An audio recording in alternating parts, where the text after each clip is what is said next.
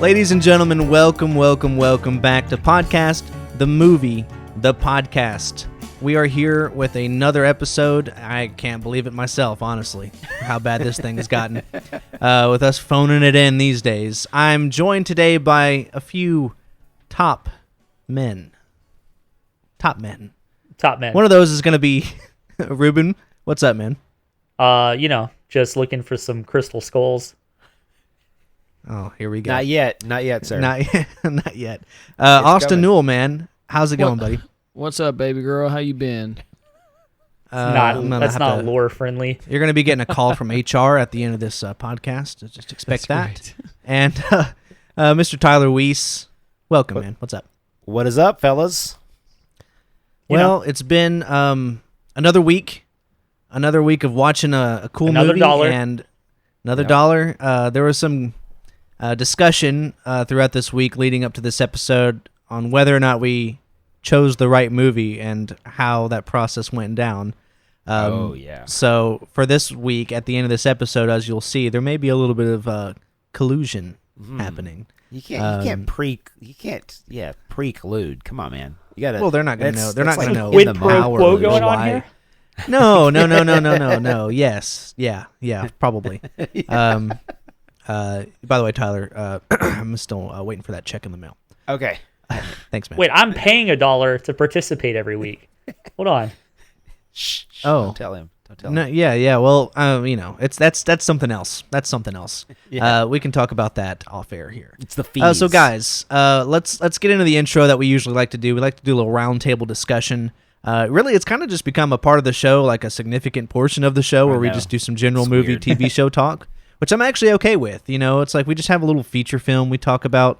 Sometimes when it's involved, we'll spend more time on it. But, we've got, 4 movies that we're kind of going to go through today. So let's just get right into it. I mean, technically, we have one movie that we're going to go through today. Yeah, I only watched the one. But for some of us, it's going to be 4 movies. So yeah. We'll do a little bit of talking of the entire franchise of Indiana Jones, I'm sure. But to start us off, I want... I'm looking at you guys right now on our video podcast on youtube.com/podcastmoviepodcast. I'm just throwing that out there. Good plug. A lot of people seem to be liking that these days. By the way, if you are watching on YouTube, send us an email, podcastmoviepodcast@gmail.com. Why wouldn't they comment right on the YouTube video? Yeah, because no one does YouTube comments except for boomers. Okay, we know that. Okay. Well, let me say, if we have boomers watching, thank you. 17% of our audience apparently is boomers. So there's that. That makes sense. Damn, Statistically. I'm gonna have to cut back on the boomer jokes. I love you guys. I work with you guys. Okay, it's fine. Austin, I want to hear from you, man. What have you been watching this week? What have you been doing? Hey, man, that's a great fucking question. So, haven't done much. I don't even think I've watched anything outside of the movie that we were watching today or talking about today. I was telling Tyler earlier that for the second time in the past 2 weeks, I have just completed Resident Evil 7. But this time, this is my second time to beat it in the past 2 weeks, but it is my 6th time overall to finish that game. And I decided to record it this time because I'm trying to slowly get my YouTube channel back up to the way I used to do it, where I actually posted stuff every other week and it would actually, have content. So I've been trying to do that the past week or so. Otherwise, and I haven't really watched anything. I mean, nothing that I can think of. If I do, I'll let you know, buddy. Well, let me ask you this. It's almost as if Austin comes unprepared to this portion. He has no idea that the question is actually coming, and it comes every single week. And he's like, like, what? What? Yeah. I had to watch another movie? No. Stuff. But for real, I did have a question about Resident Evil 7 specifically.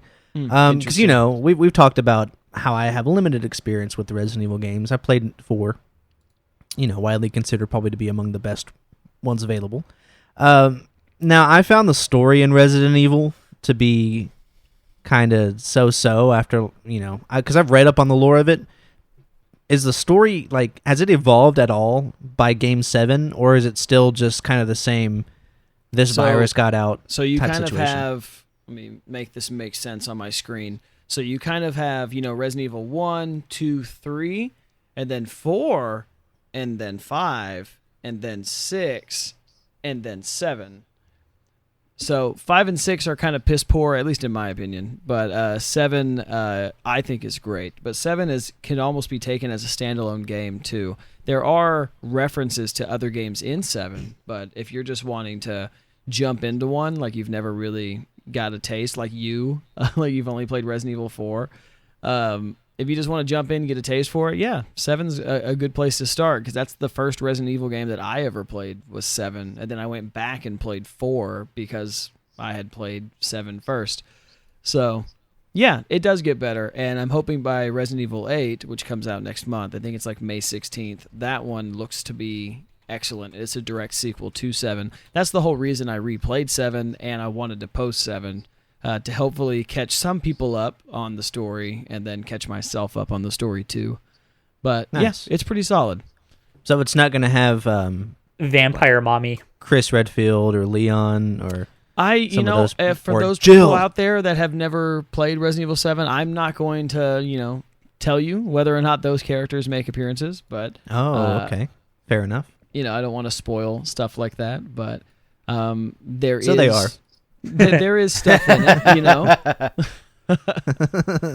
All right. Well, sorry about that probing question. That may or may not have been a spoiler for some people. But since that's going to be about it for you, let's go on to the next person, which is going to be Tyler. I'm just kidding. It's going to be me. I'm the host. I can do this. It's going to be me, baby. So I watched one of my favorite movies of all time because, you guys have heard me talk about wanting to get into this, and I'm not joking. I really do. I watched Twister.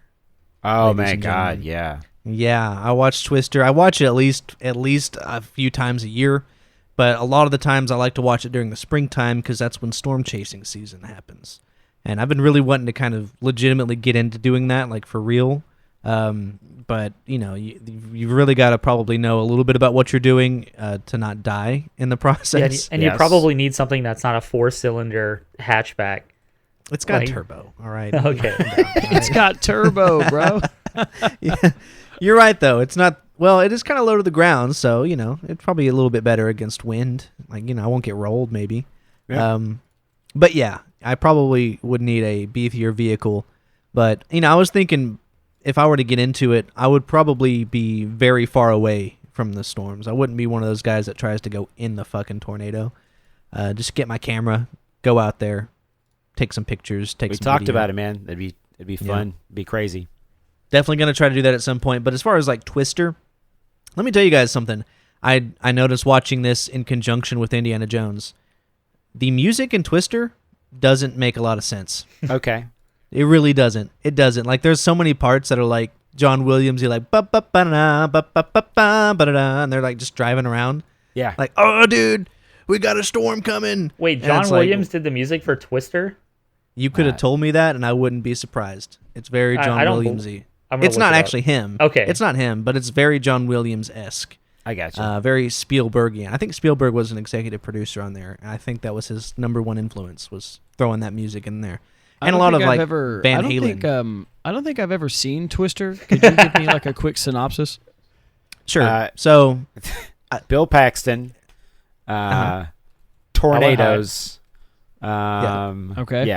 Yeah. So basically, there's a guy who he's become like a weather personality guy that really plays no effect into the story other than one joke. But he kind of used to be more of a chaser, and then his ex-wife is still doing that, so he's going down there to get the divorce papers, and then they're like, well, dude, with the storm of the century is about to happen. He's like, all right, one more time, baby, one more ride.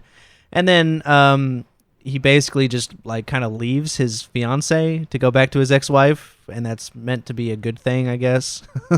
It's really kind of shitty. A cow floats. There's a cow. A truck floats while the people aren't floating in the same vicinity of where the wind is coming from. Look, that happens a lot. Yeah. There's a lot of situations where much larger and heavier things are flying around. They finally got CG in '96, and they were like, "Hey, let's just make everything 3D."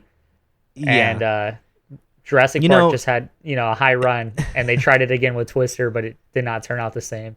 Some of the CG is still pretty decent, and it's I love for the age. And then some of it's like it really is really bad. Like, it's pretty bad. Like, a lot of the sky lighting, the way that they light the scenes to make it look like it's dark, and it's clearly not, that's pretty bad. There's a scene in the very beginning where it's showing a weather satellite. Literally looks like it's from the original Star Trek. Like, I'm not kidding. Like, go look it up on YouTube right now. It looks absolutely terrible. The thing is, if you watch Twister, you have to follow it up with Dante's Peak, like, as a continuing. Like, you have to, I feel like those movies have a background story that's connected, and all this stuff's happening. You have to watch Dante's Peak. You have to watch Twister. You have to watch The Perfect Storm. Michael Crichton writes Twister. I think it's Jan de Bont is actually the director of Twister. Yeah, man, like it's like it's the first of its kind of like a super heavy CGI natural disaster movie. And look, we've gone all the way to like 2021, and I'm a guy who has watched every single one of those fucking movies, obviously. But yeah, Twister is like, I mean, it's Bill Paxton, man. It's Bill Paxton. It's Helen Hunt. It's Carrie Elwes. The best character in it is Philip Seymour Hoffman. Fucking Philip Seymour Hoffman, dude. Who is just like, dude, we're going to chase storms, man. He's high as shit the whole time. It's great. It's awesome, dude. I love him, man. He's like, we got an F5 on the ground. Let's go. I love him, dude. He's so good. He's like Jack Ferris Black, Bueller's basically. Cameron in it. It's good. Yeah. Ferris Bueller's Cameron. That's correct. You have Dread Pirate guy in it. Yeah, that's Carrie Elwes. Carrie Elwes is doing Princess Bride. Yeah, 100%. Doing a southern accent that's not really that good. No, it's not very good at all. It's pretty bad. Yeah, it's still one of those movies that is a guilty pleasure. It's super, super, super enjoyable for me. Same. When I watched it, I was like, this is one of my favorite movies. Yep. That's what probably initially got me into being interested in doing weather, doing that kind of stuff. Yeah, type stuff like that, where you just go out there and, there was a time. This is probably back in like 2017, 2016. We were eating, me and some friends, and we were at Buffalo Wild Wings, and the news had come on because there was like a tornado storm going on around our area. And I was like, you guys want to like see if we can go find it? And they weren't really into it, but I was driving, so they didn't have a choice. Oh, dude. And at the time, I was driving a fucking 2012 Ford Fiesta.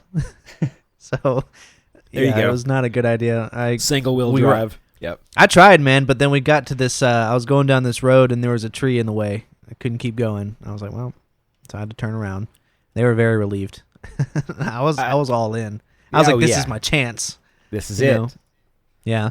Gonna go film some Twisters. I tried, man. I tried. That was I think that's really the only movie I watched. I've been continuing to watch Superstore. Just continuing to. I've yet to start it. Embrace that. They're really starting to. They do this thing where a lot of these workplace sitcoms, where they start off satirizing kind of the workplace and working tropes, and then it slowly becomes more and more about its own kind of storyline and the characters specifically.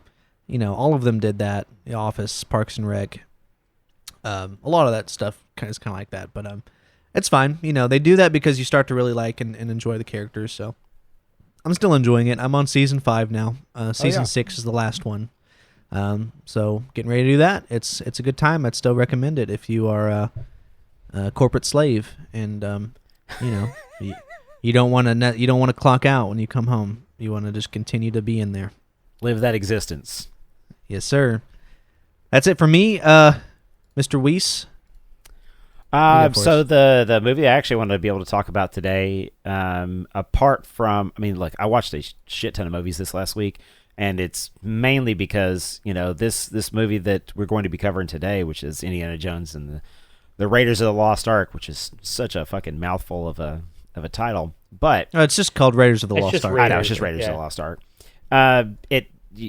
After it all became a franchise, it became Indiana Jones and Raiders of the Lost Ark. Anyway, so whenever we decided we were going to do Raiders of the Lost Ark, I was like, okay, that's cool. So I watched that, and then I was like, I can't just leave that alone, because it immediately made me want to make comparisons between that and the other ones. So I decided I was going to watch all 4 of them. Oh, so geez. I did watch all 4 Indiana Jones movies in preparation for this podcast. The great side of that is it changed a little bit of my opinions. The downside of that is I really couldn't tell you the differences between like 3 of the fucking movies that we're going to cover today. So if I say parts from one movie that are actually not parts of Raiders of the Lost Ark, you guys are just going to have to bear with all that shit. So sure. Apart from that, the film that I really wanted to talk about, and it was actually a really enjoyable viewing, I watched Nobody. Just came out this week. Do you guys know about Nobody? It's the Bob Odenkirk joint. Correct. Yeah, it's John Wick. Yeah. John Wick meets Better Call Saul. Yeah. It's John Wick meets Better Call Saul meets Taken. In that, kind of ish, but like, it's super enjoyable if you want to see Bob Odenkirk just fuck some people up for like it's like an hour and some change. There's some time in there. You talk about being, slave to the retail environment. There's some time spent in there kind of just outlining the life that Bob Odenkirk's character has, but it's a super enjoyable film. You can't go digging too hard into it, because if you go digging too hard into it, then you're just not going to enjoy the movie. It's one of those you kind of have to watch it on the surface, but it's Bob Odenkirk. Christopher Lloyd actually plays his dad. So really? If you want to, oh yeah. And if you don't think that Christopher Lloyd gets in on the hijinks, you're wrong, son. Wow. Yeah, Bobby, you need to shoot him with a gun. It's a fun movie. Yeah, it's like 75% on Rotten Tomatoes right now. That's not terrible. No, excuse me, 82% on Rotten Tomatoes. Yeah, that's 7.5 awesome. on IMDb. Google users 92% like it. So if you're looking for just purely enjoyable movie with no consequence, and if they made a sequel to this, that'd be fun too. So it would be, you can kind of see where they lay the groundwork for maybe like a some type of sequel action, John Wicky kind of sequel action. I will tell you that his gun work, Odenkirk's gun work, is not nearly on par with that of Keanu, but it's super enjoyable film. So very nice. That's all I've got for this week. All right, Rubio, what say you? Hey, I've actually gone back and I've started watching Paramount Plus. I don't know if you guys are familiar with this, but absolutely. HBO Max is no longer my friend, and Paramount Plus is now my friend. I subscribe to both. Why are you switching sides? What's going on? This is illegal. Nope. I have jumped. To Paramount Plus.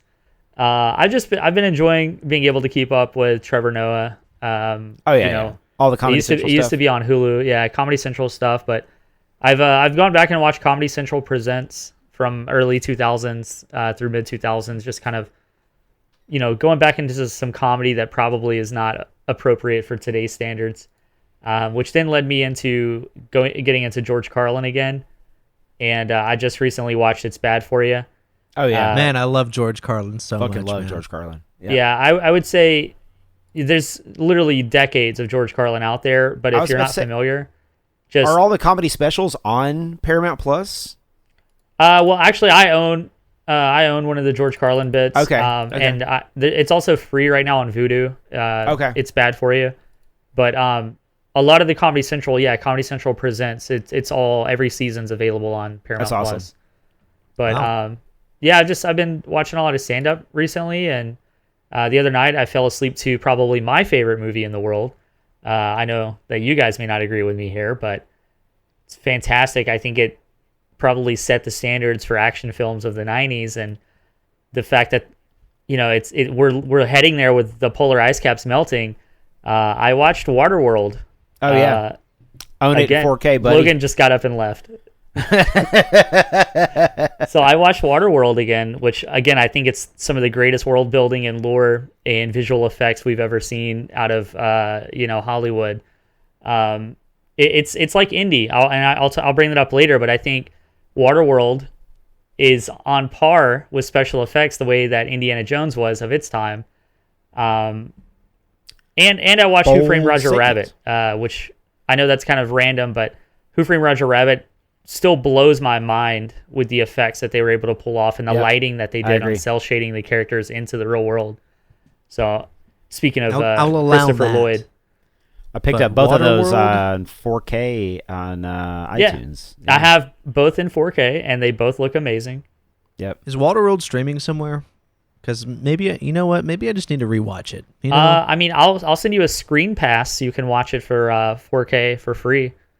Okay, because I love Mad Max. I like all the Mad Max movies. Hey, let's do Mad Max, but make it in America. Dennis Hopper shows up, and also let's do the opposite of climate change, where everything floods instead of everything getting dry. And they were like, genius, let's do it. And then Kevin Costner drinks his own piss. It's for me. It's just a combination of letdowns. Like Kevin Costner's in it. I have mixed opinions on his stuff. Some of his stuff is excellent. Some of it's pretty bad. Greatest living actor. Go ahead. No, he's not. No, I'm just kidding. And then, just kidding. Yeah, I don't want any hate mail from that one. and then also, you can't deny that the scope of the movie is fucking insane. Like it's impressive as hell on a visual effects and a practical effects standpoint, but it just gets thrown out the window with so much like weird, quirky shit. A lot of weird, bad like. How long has it been since you watched it? I think there's enough camp there that it's justifiable. Yeah, it's been probably like 10 years since I watched it. Go watch it. You'll actually enjoy it. I promise. It's really well made. I'll approach it. I watched it like 3 weeks ago. It's really good. Yeah. I want more of it though. Is the thing? It's like the movie. I want to see another cut of the movie. Like I like the movie, but I feel like the extended cut. I feel like the studio has some footage out there that could be recut because this movie could be an 8-hour saga. I would love to see the Costner cut. Yeah, aren't they doing a Waterworld series? Like they were talking about doing that. I'll look it up right now. They should. I mean, I would watch that. Well, it's called The Expanse, isn't it, or something like that? The Expanse is a fucking incredible. It's the best sci-fi show that's on television, that's been on TV in the last 10 years. I mean, like, The Expanse is awesome. If you guys aren't fucking watching The Expanse right now, Jesus Christ, you need to go figure out what's wrong with your life and go catch up on, what is it, 5 seasons of The Expanse. I've seen like the first 2 episodes. Oh my God, it's so fucking incredible. It's good, and hands down, it's my favorite show. It gets better and better as it goes. And the stakes, man, Jesus Christ. The most recent season is, it's incredible. It's one of those that I text back and forth with my brother as soon as an episode becomes available, and then we have to have a conversation about it. Like it's just a really good show. Hey, Austin, I'm curious to know. What are your viewpoints on the movie that is Waterworld? Go. I'm glad you asked. I don't know anything about Waterworld. I'm just kidding. I love it. The plot line of Austin's never seen it continues into almost episode 50. Yeah, it's great. Oh boy, it's gonna keep going until episode 200. I don't know what the fuck you're talking about. Speaking of lore for the podcast, I will say earlier, before I started watching Indiana Jones, I started watching Terminator 2. I got it in 4K. 4K, man. It was on a fucking $5 sale. I love when Rubyen. My mind. I love when I get those fucking text messages from Rubyen. Hey, this movie's 4K. I know, dude. And then I get it immediately. It's like my own personal subreddit. It's great. It's great. I find the deals for you guys. All right? Yeah, dude. Awesome. Unfortunately, I'd already bought the entire Terminator franchise. So yeah. So I found at least the ones that are available in 4K. And this could go offline, Tyler, just for a side subject. But I did find if you already own a movie, say it's an HD, and there's a 4K sell, and no, normally you can't just buy the 4K version. You can actually buy it as a gift copy and gift it to yourself an email form and then redeem the code manually. Really? Yeah. So that's a bypass on that we could look at. So just keep that in mind. You've got some old HD copies out there, and then the 4K is on sale for $5. Yeah, I'm on board, dude. Yeah, dude. Trying to build my library. Trying to build my digital library. I already have a fairly good physical library. I do want to let you guys know my digis before we switch to Indy that I don't have all of the background info, and hopefully Tyler, you can take over that point. But yeah, I'm actually actively watching the movie right now as well, guys. Just so you know. Oh my god, yeah, it's gonna be like my third time watching it in the past, like, I don't know, a few days. But I'm watching it again, and it's blowing my mind on the prop sets. Like the fact that there's actually snakes in this pit. Those are real snakes. None of that CG. There are a lot of things watching this, and we'll just go ahead and start into it right now. We'll just officially start the. Hold on, before you start. Dun dun dun dun dun dun dun. Now you can go. Nice. I was ready to keep going. That was great. Thanks, guys. Yeah, absolutely. No, but there were a lot of Williams stunts. Intro. Like rewatching the Raiders of the Lost Ark, where I was like, that seemed very dangerous because you could just kind of tell that shit was really going on, and I was like, oh my god, dude, like who got hurt on this? Lots of people. I've seen some old movies. Animals. Did you guys ever see the Indiana Jones like live action thing at Disney World? Have you guys ever seen that? Yes, it's fucking awesome. Not at Disney World, at Universal Studios. Oh, okay. Yeah. Well, I was at Disney World when I saw it. Get it right. It was not at Disney World. It's never been at Disney World. It's always been at Universal. So. Nah, dude. You got to reassess that memory. Nah, I'm telling you. They made a special trip over to Disney World just for you. I got you. They moved the entire set, okay, while I was down there in Florida. But when I watched that, it reaffirmed for me that Indiana Jones was in my top favorite movies of all time. Yeah. Because you're just able to see people doing this shit for real, and that's what it was like in the movie. Like you're seeing people getting thrown around, you're seeing people falling and shit. You're seeing explosions happening, and it's like they're pretty close, and it's like, man, you guys were wild back then. I miss movies like that where people were dying. Man, I'm telling you, fucking the late 70s, early 80s. I mean, you want to talk about whenever they're trying to make films, especially action films, whenever they wanted to make as realistic as possible. Well, there's a way that you can do that. Yes, actually throw this guy off that building. Yeah, I know. It's crazy. Yeah. Yeah, pre-CGI, all that good stuff. Yeah. Oh, and I will say, just real quick, another movie I just thought about that I watched yesterday was Black Dynamite. And you talking about movies from the 70s, oh yeah, Black Dynamite being a parody of it. They do a lot of that too, where the stunts are like, holy shit, they really threw that guy through a window. Yeah. Yeah, it's because you can see legit pain sometimes. Yeah, the actual, you can tell it's not the actor, it is the stuntman, and his face is on camera like, oh fuck. Yeah, dude, it's awesome. And there's just so many legendary moments in Raiders. I've gone on record and said that I like The Last Crusade as my favorite of the movies, but man, there's so many good individual moments in the first movie. Yeah, that you just can't top some of that stuff. I don't actually think there's ever been a better introduction to a movie. I think I was just sitting there. I was thinking about that, as the film plays itself out, that first intro that you get, going through the fucking the cave, and just that whole thing with Alfred Molina, and just everything through there. It was so fucking good. It was so good. And then to end, that moment that you get of the whole balancing of the figuring out the weight of the amount of sand, and he takes the sand out of the bag before he drops it, and I always thought, what if he didn't take that last little drop out? If that would have mattered. It was pounds off. Yeah, there's no fucking way. There's just no way. Because he was basing it by looking at it, not actually. Yeah, he was eyeballing it. Yeah, yeah. I eyeballed it. And it's like, no, dude, no way. But what's crazy about that is a lot of that shit that they were doing on the fly, which is just insane. Whenever they decided, Steven Spielberg said something to the effect of, we should have a big boulder that chases him. And they were like, okay, I guess right. You guys want to make a big boulder? Props. And then so they fucking made this gigantic 50-foot across boulder. And they were like, so they filmed a little part of that, and they were like, oh, he's like, that looks great. Can we make that longer? And so they're like, yeah, okay, we can make that longer. And then that's how they made that super fucking long track where it chases him down.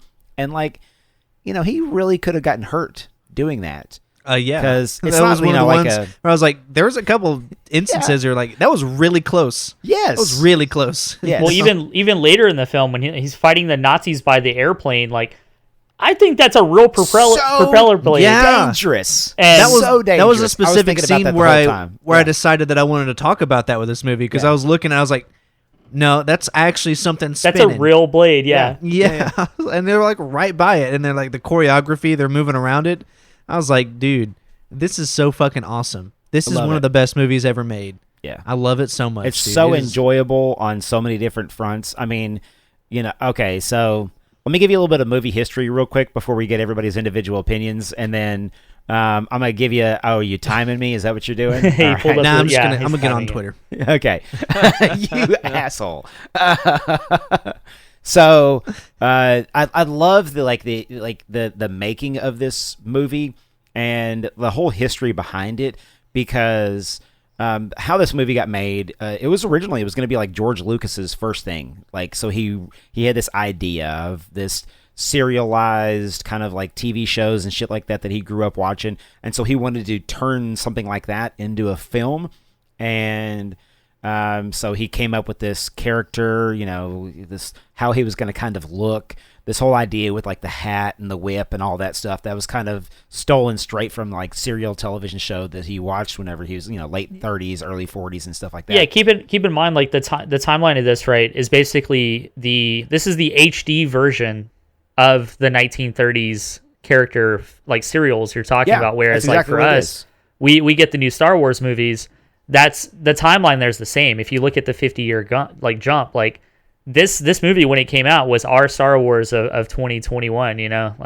Well, so like what's so funny you mentioned Star Wars in that moment, because the way this movie actually got made is because so George Lucas and Steven Spielberg were friends, and so when Star Wars very first came out, he didn't want to be inside, he didn't want to be anywhere near anything. So whenever this happened, so he went on vacation with his wife, and they brought Steven Spielberg along with them. They were like, hey, do you want to join us in Hawaii? So they all go to Hawaii for the release of Star Wars, because they didn't want to be near theaters. They didn't want to be anywhere near the craziness that was going to be happening around that, whether it was a success or a failure, didn't know. And so while they were waiting on the numbers to come back in, and then when the numbers did come back in, they were like, holy fucking shit, this is a critical success. George Lucas pitched the idea behind this, they just called it Raiders of the Lost Ark. He already had the title for it and everything like that. He'd already had the character name, which was going to be Indiana Smith.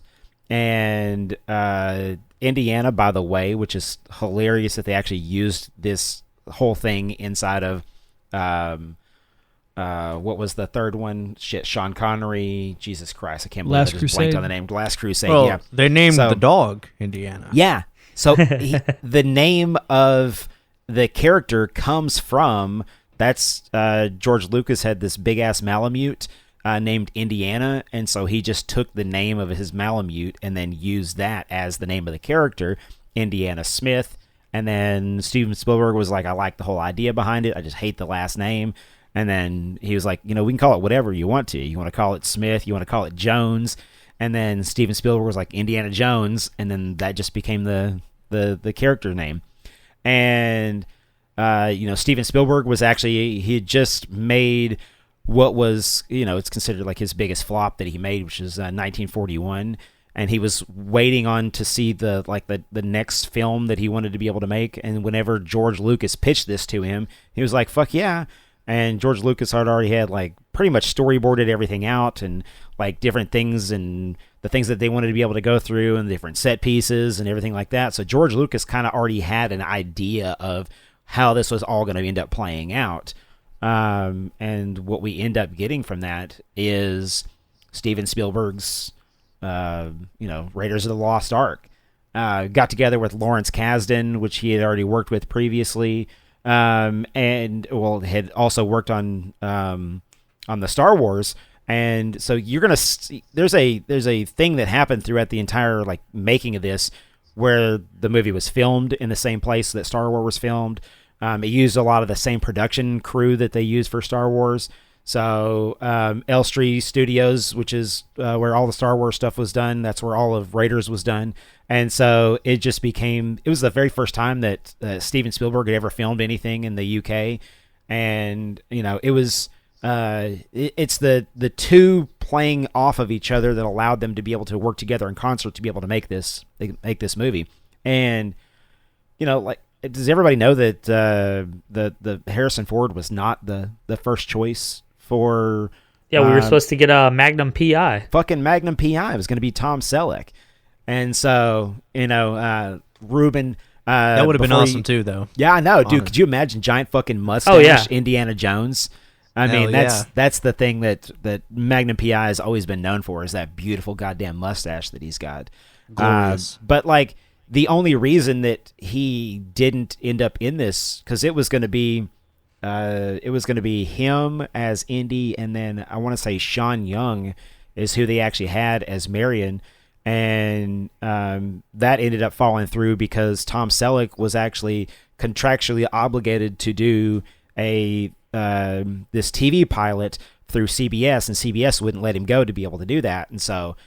Instead, they ended up. I mean, the list of people that they went through: Bill Murray, Nick Nolte, Steve Martin, Chevy Chase, Tim Matheson, Nick Mancuso, Peter Coyote, Jack Nicholson, Jeff Bridges.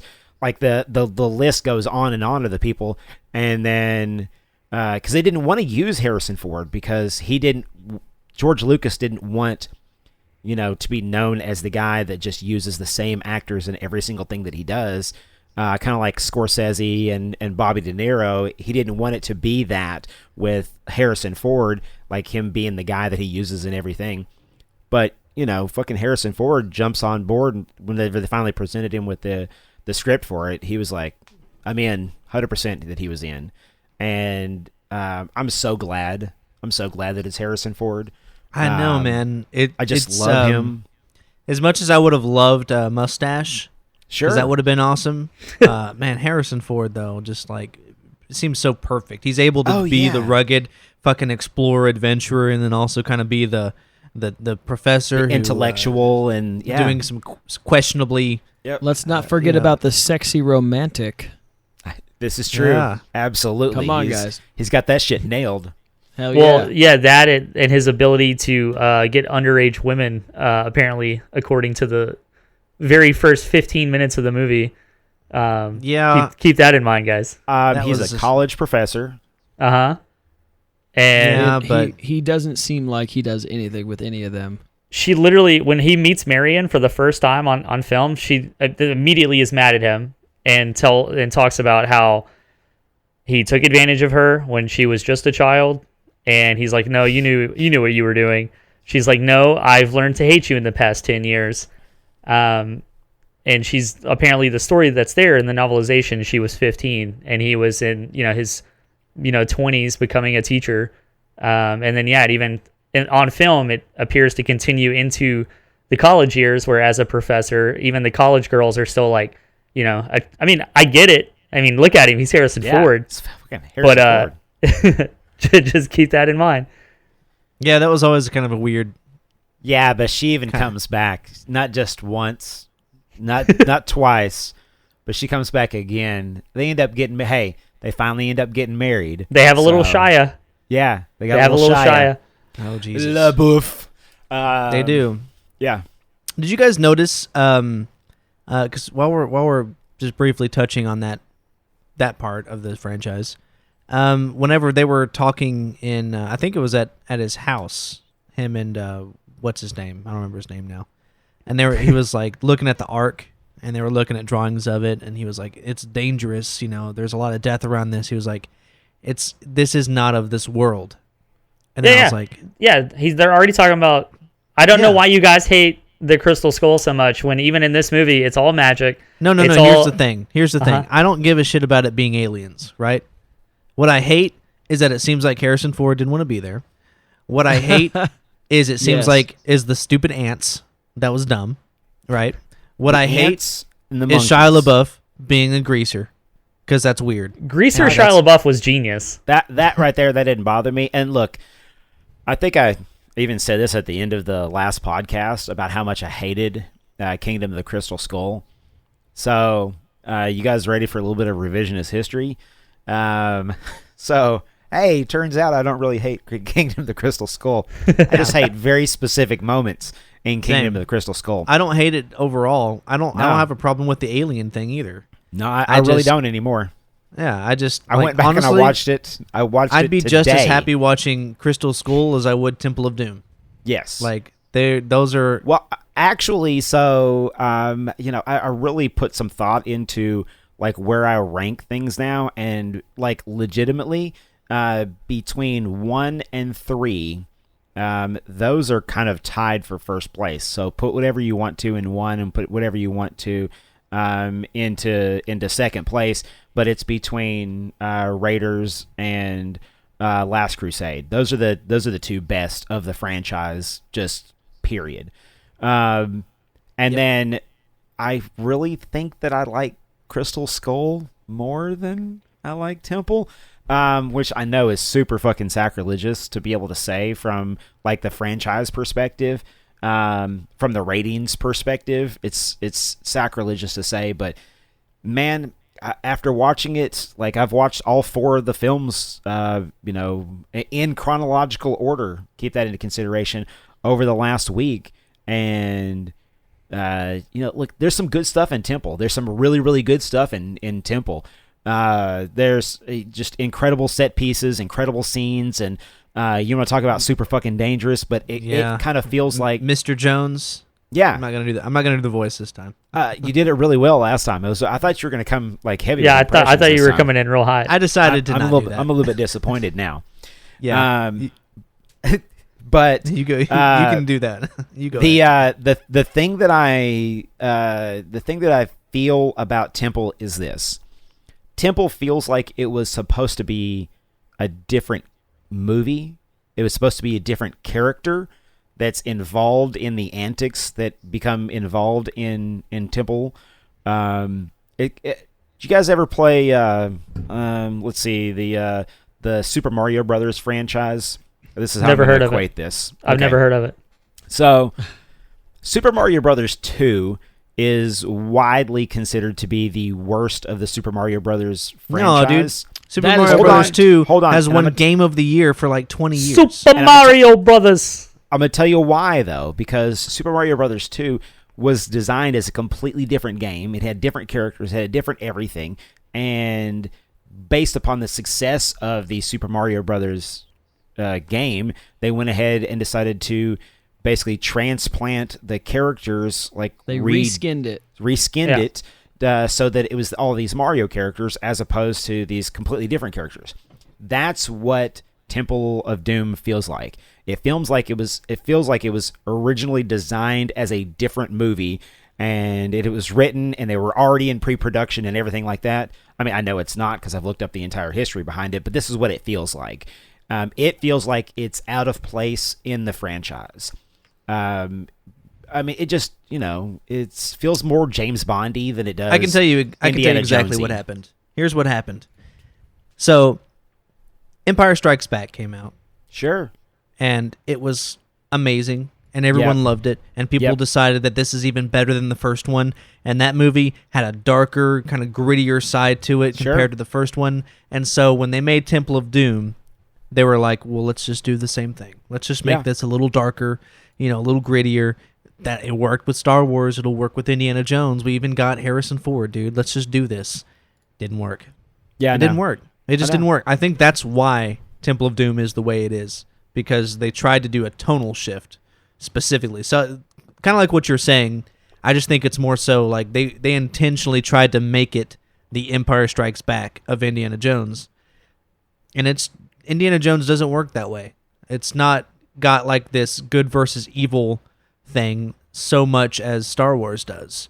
It's got, just a guy on an America adventure. versus Nazis. It's literally. Yeah. So kind of so Raiders is basically just Star Wars on Earth. And I'm 100% sure that's exactly what the studios were going for. I mean, it's Nazis instead of stormtroopers. It's our hero with a whip instead of a lightsaber. It's the lady that needs to be rescued. Like it's another studio but blockbuster. She didn't need to be rescued. Well, you're right and wrong. She was holding her own. She was taking shots. She was wasted fighting Nazis.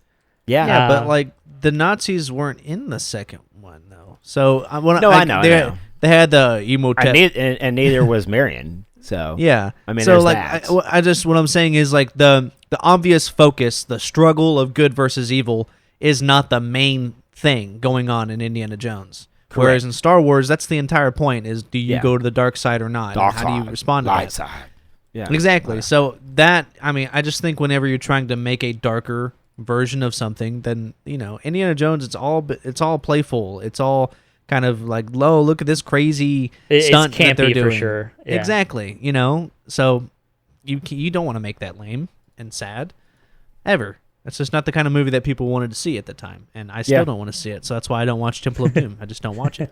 Well, like I said, I watched all 4 of them in the lead up to this, and it starts with a different tone. It just feels like a different movie. It feels like Indiana Jones is way too cool for his own movie. Whenever just from the opening sequence of Temple of Doom, it has a lot less of that bumbling through this kind of feel to it that you get in Raiders of the Lost Ark, and that's kind of one of the things that I really, really enjoy about Raiders, which is that Indy it feels like just a dude. He feels like a dude.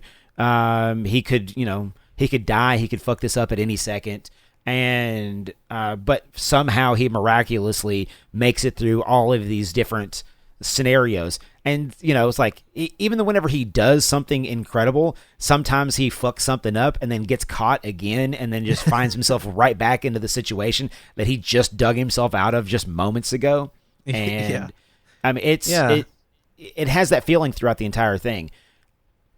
And in my rewatch, because it's probably been 10 years at least since I watched Kingdom of the Crystal Skull. When did that movie come out? When did Crystal Skull come out? 2008. I don't know, maybe 10 years ago. 2010, 2011. It was 08. I watched it my summer graduation. Oh wow. It's been at least 10 years since I've watched that. And in the last 10 years, apparently, this idea that I had in my brain of how I felt about that movie, whenever you see it take place on screen, and it's silly. There's so many parts of it that are silly. There's so many parts of it that are just so fucking far-fetched and just completely, like, things that would never, ever be done. Stuff you can just take out. Like, the whole scene with him getting nuclear bombed. Genius. I enjoyed it this time. Great. Yeah, it was great. I enjoyed it this time. I know. Hey, somehow Palpatine returned. Okay. I can't tell you why I can, because it's silly. It's one of those silly moments, and the thing that upon just thinking about it right now, I was making notes as I was actually watching the movie, and they never go back to touching on the Ark. They actually crack open the box that actually has the Ark of the Covenant as they're fleeing. I don't know why they didn't just go after the Ark of the Covenant if they're going in there for crystal skulls and aliens from Area 51. I don't know why they don't just go ahead and get the Ark of the Covenant. But that's another problem for another podcast. But there's a whole bunch of silliness that happens right there. That the bomb blowing up and him being in the refrigerator and it being the only fucking piece of debris that was thrown free of the bomb blast. Okay. Super and super the fact silly. that it is rolling and bouncing at like 100 miles an hour, and he would be so he just pops out and he's just Jesus like, oh shit. Christ. He's like, that was crazy. And then anyways, it's okay. It's a lead lined fridge, guys, and he's in there. He's padded in there. He's strong enough to hold it closed. He is not padded in there, and he is damn sure not strong enough to hold it closed. But none of that really matters. The only things that really, really bothered me from this viewing were the swinging through the fucking the vines like Tarzan sequence. Yeah, like that's pretty bad I have too. no idea why that sequence is even there. They could cut not that only out does it completely. not make sense, but it also looks fake as shit. So fake. All so the dumb. CGI in that whole scene when they're sword fighting on the cars, all of that looks. I don't know, green man. screen Watch as it in hell. 4K. It's really not that bad. No, it is. I was such a trash talker of that movie before watching it the most recent time, and then upon watching it this time, like it's not that bad of a movie. I saw it in theaters when it it's came Indiana out. Jones. Yeah, I it's remember. so Indiana Jones. It fits I went to the right movies and into the saw rest it, of them. and you got to think like Indiana Jones. It still is, but back then I considered it my favorite movie. Like my favorite movies were Indiana Jones growing up, and they're still up there. But like, so when I saw this, this is the first time I could go see one in the theaters because I wasn't alive back then, and I was so fucking excited, man. I was so excited, and then I would tell you, I get Tarzan. Yeah. And I'm just like, damn it. The immediate reaction is what soured it for me. Yeah, but that's over what soured time it for me as well. Immediate reaction. over time, I've come to be like, well, I'd watch it. Yep. I'd watch it again. I watched it this week. And I was like, it's not as bad. One thing I like about the movie we're looking at now, Raiders, is this movie basically created platform gaming and created like. To an extent, for me, it feels like it created RPG adventure games. Sure. The more you watch this movie, it just feels like he's leveling up more and more, and like, he's getting better with guns, he's getting better with his whip. He gets less and less afraid. Get any better with his whip. He gets less afraid of snakes. To an extent. Dude, Indiana Jones' whip is just like Captain America's shield in that it does not obey any laws of physics. No laws of physics. He can whip it and then have it wrap around something and then jump to the other side of that and then immediately pull it off like it was. And also leave attached. it at every single obstacle. Just leave it where it's at. And leave it, and then it's always right there on him every single time. It's just like a video game. It's awesome, dude. Absolutely. Yeah. I love it. I mean, he left it on the truck, and then his stealth levels go up throughout the movie. Yeah. At one point, he can barely like sneak by some of the Nazis, and then later he's inside the sub, like. He's in the sub factory, just sneaking through the hallway. Yeah, wearing the uniform, bumps into the main bad guy, and nobody even notices. Yeah, there's so many. And then I think what year was it? Somebody look it up. Pitfall, right? So Pitfall, I would have to say, would probably be the very first video game to take on Indiana Jones. And then of course, we get indie games throughout the years. But when did 1982? Pitfall, a year after the movie came out. Yeah. Wow. Yeah. Wow. Good job, Atari. Right. Dude, I played the shit out of Pitfall. And that's what I'm saying. I honestly, I think this movie not only kind of set the tone for filmmaking throughout, the next 20 years of action adventure movies, but it honestly, I think, had a lot to do with character design and game building over the next 20 years of video games for platform adventures. Yep. I mean, Indiana Jones is so iconic that even when you see his silhouette at the beginning of the movie, like, you're like, oh, that's Indiana Jones. It's just a guy in a bomber jacket with a hat on. Yeah, oh, that's and again, Indy. I cannot reiterate enough how I think that it might actually be the best thing ever filmed. There's hardly any dialogue. It's all just like momentum building, but you understand the context of what's happening without any kind of explanation. It's not force fed down your throat. It's very much a lesson in filmmaking. I would say in this. It's Steven Spielberg, man. This is some of the best like outsourced American culture the world could ever receive. I mean, just the highest level of propaganda of America good, Nazi bad. Which I mean, not wrong, but not you know wrong. what I'm saying. You know what I'm saying? Like this movie being exported at the time, this was the Rambo of action adventures before Rambo. I don't know. It's so goddamn American to watch Indiana Jones. It's ridiculous. But like, you know, and I'll tell you, like, I don't know what your story is behind your first introduction to Indiana Jones. I'm kind of curious to, you know everybody's story. But for me growing up, shit, dude, I can't tell you how many hours I spent outside wearing a shitty leather jacket and trying to find a fucking hat that would fit my gigantic head and give me a piece of rope, and I became a fucking Indiana Jones. Like, that was... I actually had a whip, and I hurt myself with it, so I quit using it. Because they're fucking hard. It's hard to use a whip, dude. Yeah. Popped the shit out of me, and I was like, ooh, I don't like that. But yeah, I mean, my story, as a lot of them are on this podcast, my dad, he was like, this is one of the required viewings. He went out, and we got the whole 3-movie set at the time, because, you know, Crystal Skull wasn't out at the time. Yep. And he was like, we're going to watch these. And we watched all of them, like, within the span of a couple days.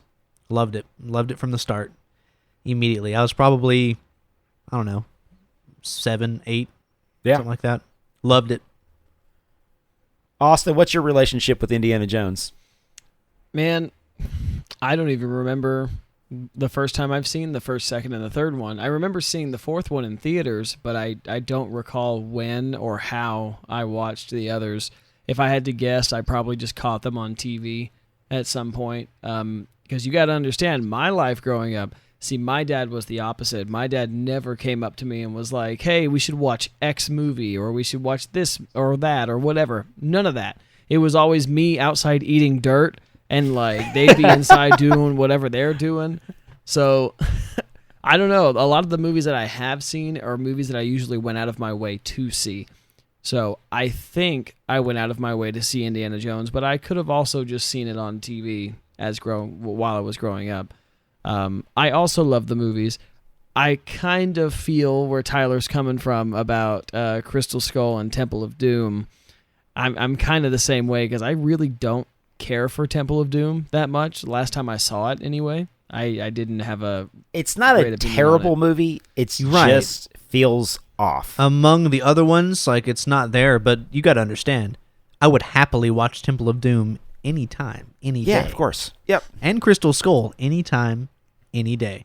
I don't know, man, because I was watching Raiders, and I went to my girlfriend's house to watch it. Me, her, my brother, we all watched it. And it's a great movie, but as I'm watching it, like, I guess you get kind of spoiled by how some of the newer movies, like not just Indiana Jones, but just movies in general, are made nowadays, like from a story perspective and from like a CGI or special effects perspective. Because to me, Raiders kind of felt really repetitive. Like, there would be like an action scene, and then they would talk, and then an action scene, and they would talk, and then action scene. It was just across the whole movie, and the scenes weren't that much different from one another when they were happening. Just different locales where things would happen and stuff. But they literally it's like set up that way. Like when Rubyen was mentioning video games, like you have the scene, and then you have the loading screen of the map and them traveling. Yep. It's literally a loading screen, and then you're in the next level. I think they even had a water level. So yeah, dude. There was a water level. I think we had the same conversation like in the first 10 episodes when we mentioned Indiana Jones. I think I mentioned like it's very video gamey like that. Yeah. But I love it. You know? I mean, outside of that, though, that's me nitpicking though, because outside of it, as a whole, it's a great movie, and I always enjoy watching them when I do. Just minus like Temple of Doom, because I'm not like you, man. If Temple of Doom was on, I'd be like, nah, and I just change that shit to something else. But I mean, it's not. I've seen worse movies than Temple of Doom. Is Temple of Doom the one where the guy Kali Ma's the dude's heart? Yeah, is that okay? Wait, I gotta watch that one tonight. That one's fucking awesome. Yeah, look, there are moments in that are really, really good. But as far as like the overarching, like when they jump out of a plane in like an inflatable boat. And then survive on a mountain. They survive that. Look, dude, that's worse than the refrigerator. The Crystal Skull. That's worse. They take a boat. They take a boat car off of a cliff that's easily a 300-foot cliff. Landed onto a tree. It perches itself down and then puts them gently into the river. And then they go down 3 consecutive waterfalls of increasing height. Yes, and they know it's ridiculous. It's filmed. I'm certain the movie was in 3D, they were wasn't still it? in the car. What? It was in 3D too. I wasn't think it? so. Like I believe when it came so. out, I believe I watched it in 3D. Yeah. I wish that took off. If that, if I missed 3D. If that, the vine swinging scene, if that wasn't filmed in 3D, guys, we're supposed to be talking about Raiders. Christ. Can we stop Christ. bringing up Crystal Skull? But before you get too far, Rubyen, but wasn't Kingdom of the Crystal Skull, at least at the time, it was filmed to be like the last Indiana Jones movie? Yeah. Because it seemed very passing the torch off to. Well, Shia was supposed to, but he's a crazy, druggy, abusive person. So I think the studios kind of steered clear. Well, yeah, but now it's been like what 12 years. Well, since it wasn't that. Well, yeah, so we're getting 5. Yeah, well, it's just that when it came out, everyone was Indy 4. like, "Do not fucking make him Indiana Jones." That's why they didn't do it. Yeah, we're gonna get Chris Pratt instead. Do not make Chris Pratt Indiana Jones either. Go ahead, Tyler. Go ahead. Chris Pratt would be fine. We don't know who's going to pick up the mantle. I mean, Chris Pratt has done fine as far as like the Jurassic Park and everything like that. And I think he would actually really be good, or maybe even any of the other Chris's. I don't think he has the Tom Holland, the gravitas and like the Tom Holland would be good. Well, Tom Holland's Chris doing Evans. Uncharted, so he's doing Uncharted. Right. You're not allowed to get Gotcha. Tom Holland as Gotcha. Indy if he's already signed for Uncharted. Gotcha. It's the same movie. I don't even know if I like Tom Holland for Uncharted. I don't know if that's a great casting choice. Oh man, watch Cherry and then tell me the exact same thing again. Because I think he's fine for Uncharted, but he could no way in hell could he be Indiana Jones.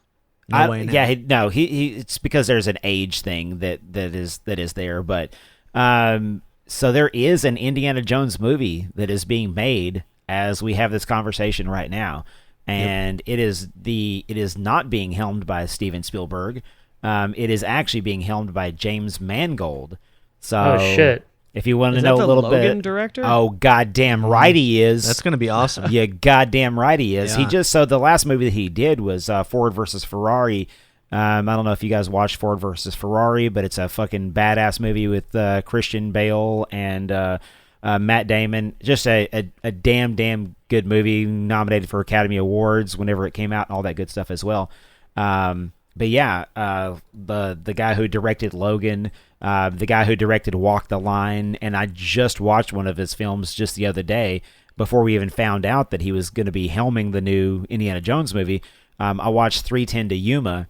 And dude, that's so good. Love it. Just, you want to talk about one of the fucking best Western movies that's ever been made ever in the history. I mean, just incredible vehicle for Christian Bale. At the time, just I badass watch that Russell Crowe. Oh yeah, it's so good, and it was available in 4K. It's one of those $5 deals that I ended up getting in 4K. So, just a badass movie, and I am so excited to see what fresh blood, what he's going to be able to bring to the Indiana Jones franchise. And we don't know anything about the story, but I do know of 2 people other than Harrison Ford that are actually going to be in it. And then one of them is Phoebe Waller-Bridge. Phoebe Waller-Bridge, if you don't know who she's a great artist. You should watch. So she's in Solo, but apart from that, you should watch her in Fleabag. If you have Prime Video, fucking watch Fleabag. It is something I promise you will not regret watching it. And the other person that we know that's going to be in this is Mads Mikkelsen. Mads Mikkelsen, baby. God damn, dude. I am so excited to be able to see Mads. Can't wait to see him be a Nazi, because he's 100% going to be whatever the bad guy is that is presented in it. Yeah, he is. Well, the movie's gonna have to be set in the 60s, right? Unless they digitally de-age Mr. Harrison Ford and then they place it somewhere in the timeline. No, it's probably gonna be in the 60s. So he could still be a Nazi. I mean, you're not. Yeah, I mean, you're not wrong. Shit, we got Nazis right now. 2021. Yeah, it's 2021. They're still Nazis. I don't know. Living and breathing Nazis. Fucking crazy. We need a modern Indiana Jones. By the way, from Indiana Jones that's just bad. Get this out of the way. On this podcast, fuck you if you're a Nazi. Fuck. Yeah. Hey, Nazi. Yeah. Fuck off. Yeah. Anyways, Nazi punks. Yeah, I had to make that perfect. Back to our American propaganda. Yeah. Man. I mean, I'm really, really excited about there being another Indiana Jones film, and like I said, we just happened to pick this film by, I should say, random circumstance, by voting on it at the time that we found out that they're actually filming another Indiana Jones film.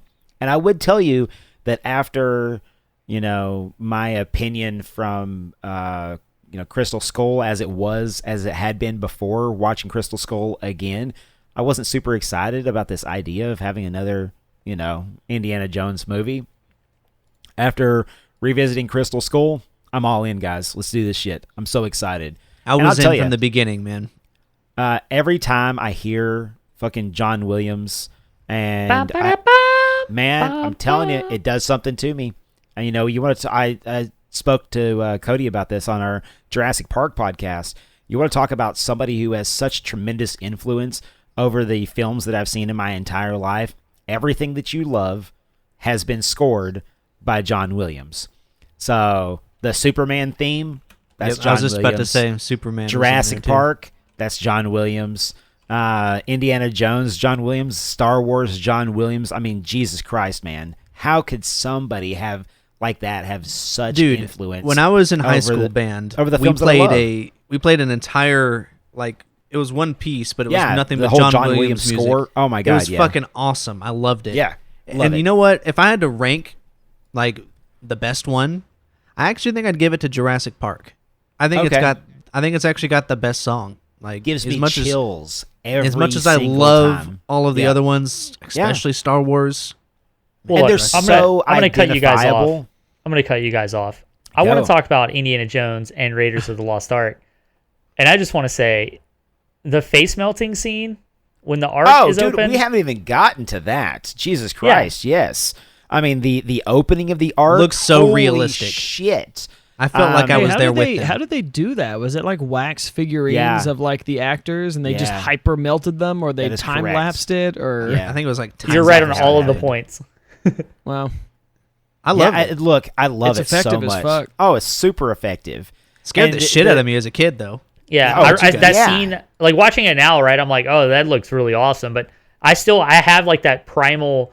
There's something in my brain back there that when I still see it, I get the feeling the first time when I was a child where that scared the shit out of me. Yeah. Kind of like Pee-wee's Big Adventure when the truck driver, whenever she's like Marge, Marge. Yeah. That shit terrified me as a child. I remember crying at that. And that's kind of what happened to me during this face melting scene, when I was a child. And earlier, I know you talked about everybody's first experience watching, Indiana Jones. I honestly don't recall pre-Indiana Jones, because all those memories are lost to time. Yeah, no, I grew up with Indiana Jones, but I couldn't tell you the first time, or how many times I've seen it because it was just always on. It was one of those network TV. It was a TNT TBS movie that just constantly played on loop every day, all summer, growing up for me. The movie was roughly 10 years old by then. Yeah. So the whole franchise was still relatively pop culture fresh. But, I was watching the end of the movie earlier.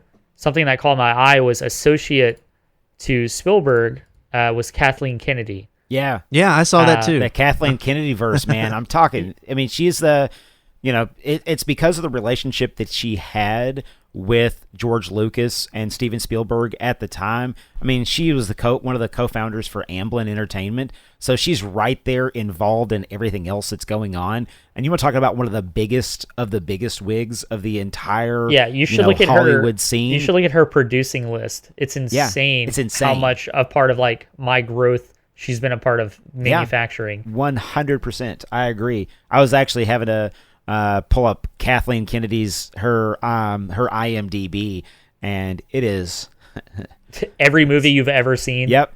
Oh shit. She did that one. Oh my god. Okay. Wow. Yeah. Yeah. And another thing with that Indy, reminded me. I linked something in the Discord for you guys to check out, just kind of as a fuck you. Okay. Just want to throw that out there. We'll go look at that here in just a little bit. Oh, this is the thing you can go do. Kathleen Kennedy's net worth. Does anybody have any ideas? Just guess. Come on, guess. $37 billion. I have no idea. Okay, that's way off. Considering I don't think I know who that is, I'm going to say, I don't know, $650 million? Oh, wow. Yeah, you're way off. Okay. Yeah. Probably 150 million. $300 million is net worth. $300 million is Kathleen Kennedy's net worth. And that's way too low. So if you don't know who Kathleen Kennedy is, she's probably the most influential film producer, maybe ever. And I hate even throwing that shit out there, but legitimately, she has had her hands in so many different pieces of the pie of everything. So look back on anything that Lucasfilms has ever done. Look back at anything that Steven Spielberg has been involved in, and you kind of have an idea of just the starting point of where Kathleen Kennedy has taken us. She is now the president, I believe, of Lucasfilms Limited. Yeah, and so she's right in there with the Marvel conversation and all the Star Wars conversation. She oversees mostly the Star Wars, everything. Is what she's been doing lately. So Mandalorian, the recent trilogy, which also the spin-offs. So Rogue One, Solo, all that stuff. She's taken over. Yeah, I noticed that too. It's funny you brought that up because it makes sense, for everything else around it, but I kind of forgot about it, but I noticed that too in the opening credits. It was interesting. Rubyen, you mentioned something, we talked a little bit about the face melting sequence and everything like that. And beyond just the face melting sequence, there's one shot that's in there that Steven Spielberg really pushed for, which was, I can't recall the actor's name. I'm going to pull it up. Ronald Lacey. He is the guy in the hat, Taut. He's the guy, the little creepy fucking German dude. And so his death sequence, everybody else's faces are melting, and then they make his head fully explode. So it is that sequence right there that whenever they first put the film out, it got an R rating. And Steven Spielberg was like, we can't have that. What do we need to do? And they were like, well, you can't show this much. It's brain matter, it's skull pieces, it's blood, gore, the whole fucking thing. They went hardcore on. Well, one thing in this movie though is also the shootouts in this movie. There's a scene where Indiana Jones shoots a guy right in the face. Yes. Yeah. Dude. And just right in front of Marion, and it's like, and we were watching it and eating, and Kaylee, she goes, "Oh my god!" and I went, "Oh, don't worry, it's PG-13 from the '80s. It's okay. It's PG-13." PG-13 in the '80s meant something completely different than it does now. Blow all these dudes up, and I want to see limbs. Yeah. A dude got fucking just destroyed by a fucking propeller, dude. It didn't show it, but blood went everywhere. Yes. Yeah, you couldn't show that in a PG-13 right now. I think they really hit that guy with a propeller again, because the prop was real. So I think that actor dangerous. died. God damn, so dangerous. You think the actor died? Hold on, let me look it up. It turns out, no, you're just a little bit full of shit. Okay, it wasn't me. No worries, he's fine. Actually, I think he might be dead now. Makes sense. Probably, yeah. The movie ends, though, also, they throw the Ark into this giant warehouse. Yes. And it turns out it's just the U.S. government top secret area, and it's Area 51 is where it goes to. Did I overlook that on the side of a building or something? No, but it is how I think it's kind of insinuated. It's insinuated, and not only that, but it's also how it is introduced in Kingdom of Crystal Skull. Oh yeah, because whenever they go there, they go to get the alien.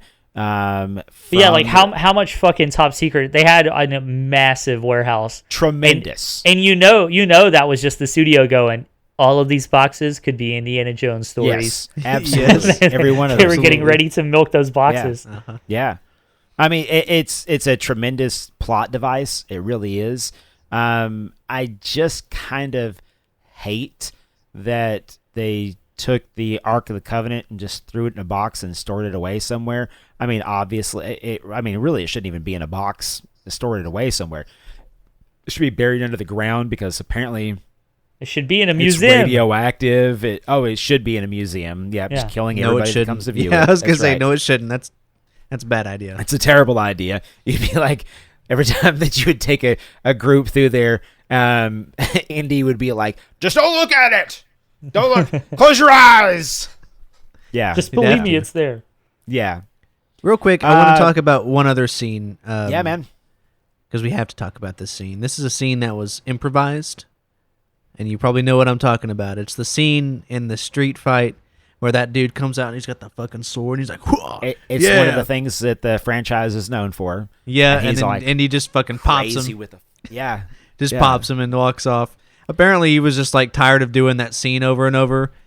I thought he was sick. He was sick. He had food poisoning. The entire cast had food poisoning. Yeah, they just didn't want to do it. They had this entire choreographed sequence planned out, and then Harrison Ford was like, what if I just shoot him? And then Spielberg was like, all right, I guess let's do that. Let's try that and see if it works out. And if you, like the very first time that you watch the movie, that is the biggest gut-busting laugh that you get of the entire sequence. Yeah. It's so good, man. I loved that. I loved it, man. If we had more time, I would love to be able to go into Last Crusade and Sean Connery and just a lot of the lore that goes into that. I guess we're going to have to save that for our Last Crusade podcast. Because I think we could dedicate a whole episode. Oh, 100%. I need you guys to find me a copy of the Young Indiana Jones Chronicles. Yes. So George Lucas straight up ran that, and they did. It was a good TV show. Yeah, they did multiple seasons, and then ended up making 4 direct-to-TV movies as well. So Damn, there's 4 other movies we haven't even watched. Yep. On top of the 4 mainline saga, on top of the TV show, there's a lot of indie lore out there, and which 90% is it not available on any streaming network or anything? Let me look. I think you can just buy it. I don't think it is.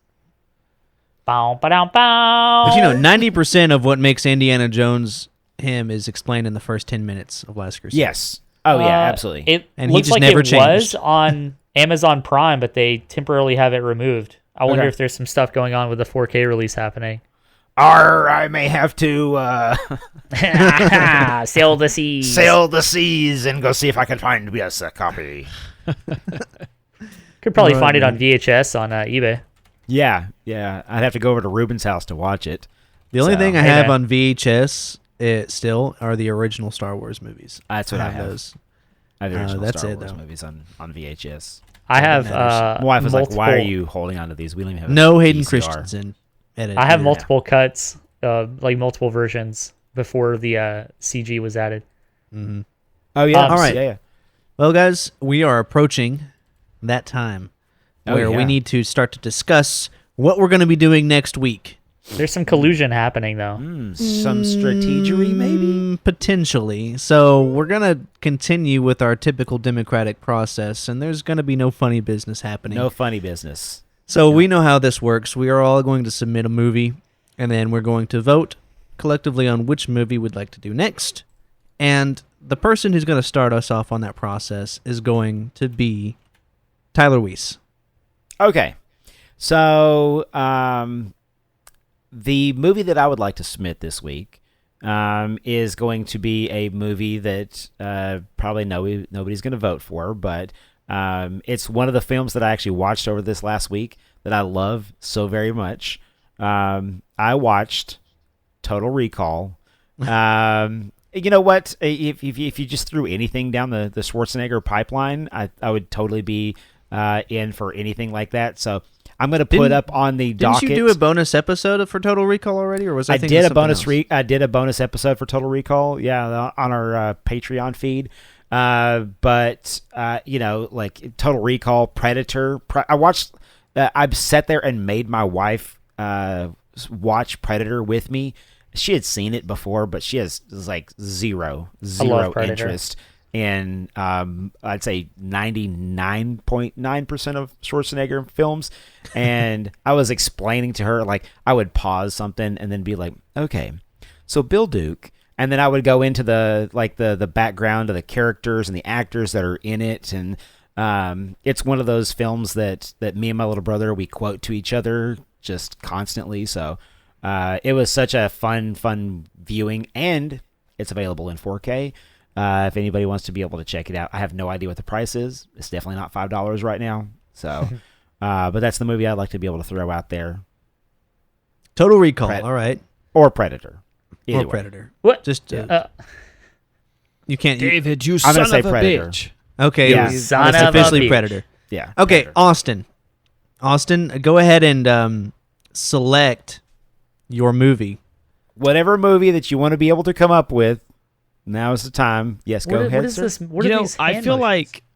I feel like last week the movie that I mentioned didn't get a really good shot, and I wanted to bring that back from last week. What was it again?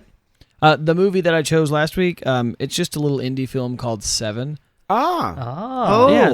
So it's I don't know anything Interesting. about it. I just know that it's a David Fincher movie and that it's apparently really good. So I just, it's a really it's good a movie. movie that Really- I wanted to watch. That's so what's I just really- figured, I tried, another second week in a row, see what you guys think. Sure. Yeah. It's really cool that you would pick that. I did not expect. Was not you to do expecting that. that one. But What can I say? we'll see what Yeah, what can happens. I say? Yeah, I feel like, We'll see what I'm being happens. set up. Ruben, hey man. Yeah. What Hey, movie? What movie would you like to see next week? So look, I want to watch my version of Indiana Jones growing up, and it's a little indie movie starring Brendan Fraser called The Okay. Mummy. The Yeah. Mummy. Hell yeah. I can't believe the we didn't really mention that 1999 earlier. Action sci-fi The Mummy. That's my Indiana Jones. Honestly, That's straight Indiana Jones ripoff. I I loved it though. Yeah. I watched the Oh, hell yeah, out of of those movies course. too, growing up. I even watched the Scorpion King. You want to talk about shit CGI? Yeah, we're Wow. only gonna watch The Mummy in 4K and then not watch any of the other ones. Pretend like the other ones don't exist. Maybe the second one, but let's just only watch the first one. Yeah. Okay. All right. But if we yeah, have to. I'm leaning towards The Mummy. Okay. All right. Okay. The movie that I was going to suggest is going to be. It's been a while since we've done a animated movie, and there's a lot of opinions when it comes to Disney and Pixar, things like that. So I decided, you know what? Let's just pick the best animated movie ever made, and that's The Iron Giant.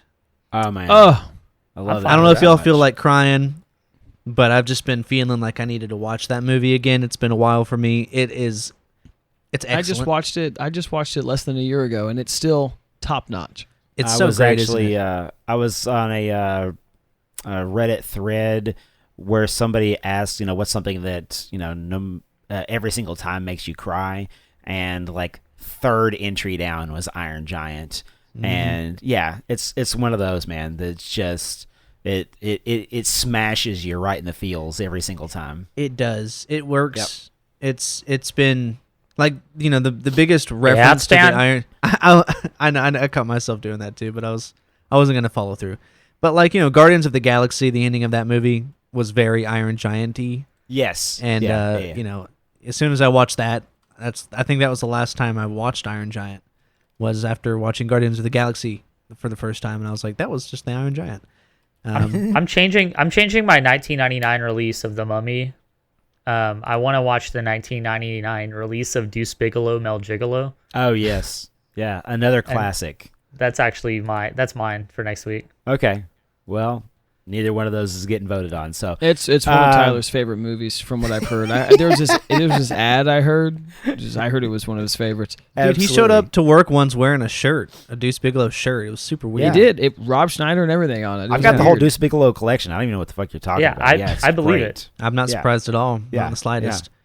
Yeah. All right. So we've got Predator, we've got Seven, we've got the Iron Giant, and we've got whatever Ruben said. Doesn't matter, because no one's going to watch Deuce Bigalow.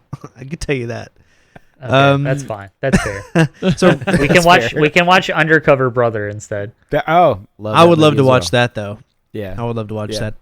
I actually got a burger today.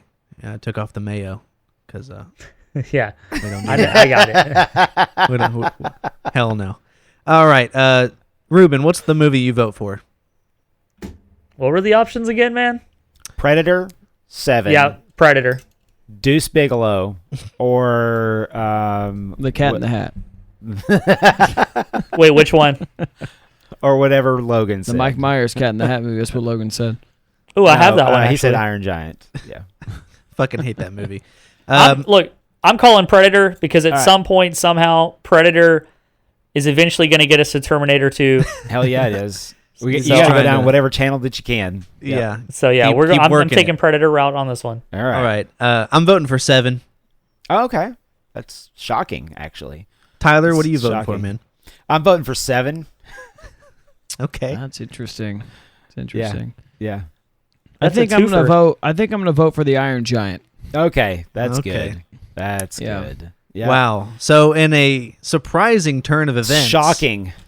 We find it's ourselves almost like you guys already knew he was gonna say 7. What? Nuh-uh. They can't read minds, Rubyen. Yeah. Come on. No. Let me see if it's available on disc to digital real quick. Sounds like you're like saying that you saw some votes not be counted or something like that. Yeah. There's definitely some collusion happening. Yeah, dude. Every election that's ever happened in the world has always been legit. So legit. You just need to accept 100%. That. Yeah. Russian elections included. 100%. Yeah, dude. Putin was duly elected. Yeah. 100% everyone wanted him. 140% of the population wanted him. That is correct. Don't look into the math too much on that one. But yeah, it looks like we'll be doing 7 next week. So, I'm excited to do that. We've only done, one Fincher movie on this podcast so far? Yes, I believe so. Well, did he do, what's the other one? Was it like Fight Club? Fight Club, yeah. Yeah. Yeah. So, I'm excited to see this one, man. Absolutely. Yeah. It's going to be fun. It's been a minute since I've seen 7 as well. So, we'll see you next week, guys. Thanks for stopping in. Again, just to remind you, if you've been listening to this podcast on, your apps, on your phone or whatever, audio, we've been posting videos again on the YouTube channel, and it's not just like a blank screen of just audio. It's actually video. You can see our faces if for whatever reason our big dumb faces. You'd like to do that. Yeah. You can see Austin playing games in the background. It's really nice. Really, really nice. So, Tyler, what's our YouTube channel again? How do they find that? It is youtube.com/ just a shit ton of characters. But if you type in podcast movie podcast as one word on YouTube, we're the first thing that comes up. So yeah, you can see our big dumb faces in that as well. Yeah. If you go to podcastmoviepodcast.com, you will also find links to that at the top of the page. And as well as links to our Patreon if you want to check that out and support the podcast. We're trying to get a little bit more content out to those guys over there. We'd really appreciate that. So we'll see you next week for 7. Bye-bye. See you later, guys.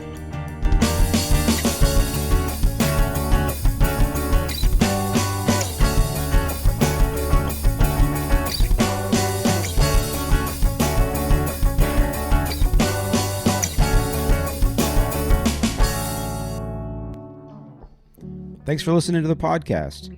We appreciate you listeners and enjoy reading your feedback. Drop us a line at podcastmoviepodcast@gmail.com. Check out our website at podcastmoviepodcast.com, where you can find all the links to our social media, as well as links to all the major podcasting platforms. If you can subscribe and leave us a review on your favorite podcast listening platform, it really helps us to be able to spread the word. Again, thanks for listening. See you next week.